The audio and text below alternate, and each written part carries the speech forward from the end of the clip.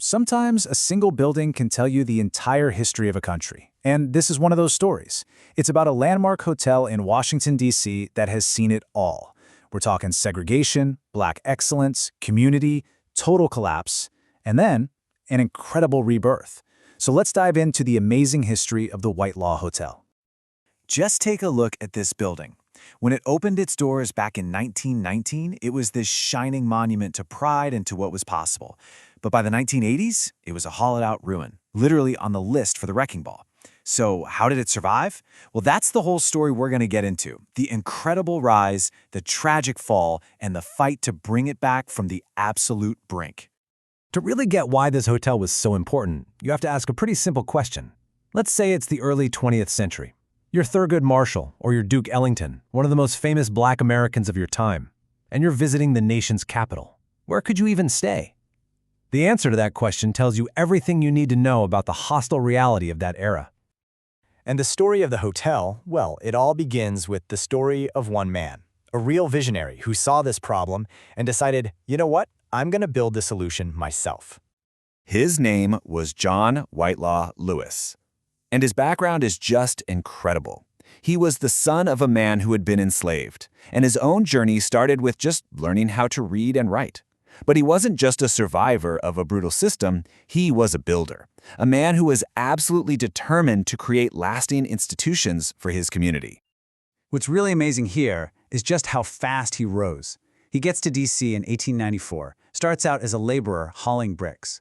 But in just over 20 years, he's not only leading his union, he's founded the city's very first Black-owned bank to help other people build wealth and buy their own homes. I mean, his whole career was this incredible lesson in building economic power from the ground up. And the hotel? Well, that was the crown jewel of his whole mission. See, for Black travelers back then, the risk of police harassment or even violence was terrifyingly real. So the Whitelaw wasn't just some fancy place to stay. It offered security, it offered privacy, it offered dignity in a city that denied them all of that.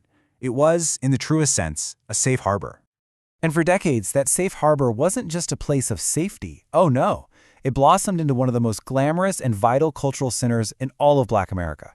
And this is the part that I think is so cool, how deep the community's roots were in this project. This wasn't funded by some outsiders.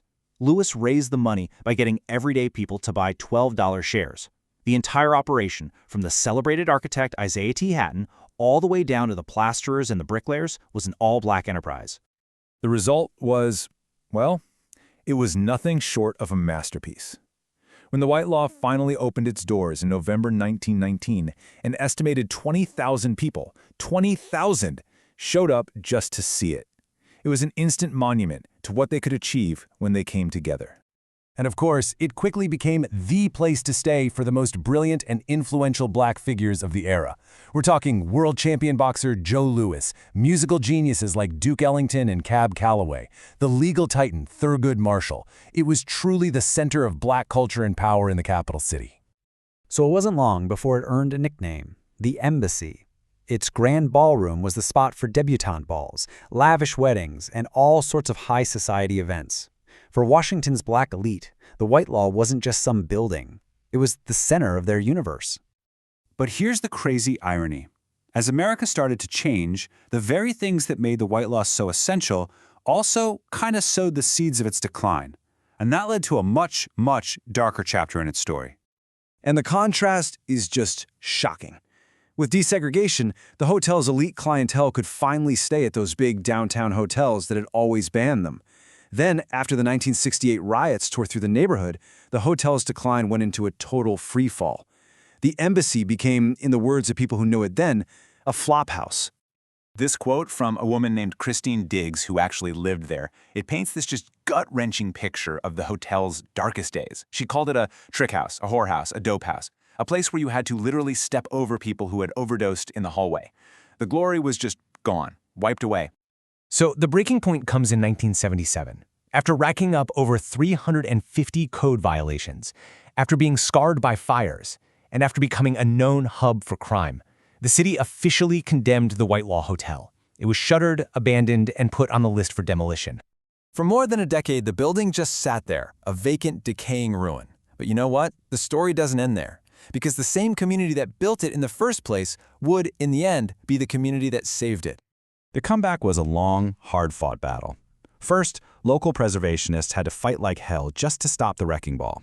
Then, the city finally stepped in, bought the property, and sold it to a nonprofit developer called Manna. They took on this ambitious $4.1 million restoration, painstakingly bringing all those historical details back to life. And then, in 1992, the Whitelaw was reborn. And here it is today. I mean, look at it. It's not a hotel anymore, but it serves a new vital purpose, providing affordable housing for DC residents. It stands proudly on the National Register of Historic Places, a living testament not just to a glorious past, but to the resilience of a community that simply refused to let its history be bulldozed. The story of the Whitelaw really shows us that buildings carry memory, and that owning something, building something, can be a powerful form of resistance. And it leaves you with a question, right? What other buildings in our own neighborhoods hold these same kinds of stories of struggle, pride, and survival, just waiting for someone to tell them?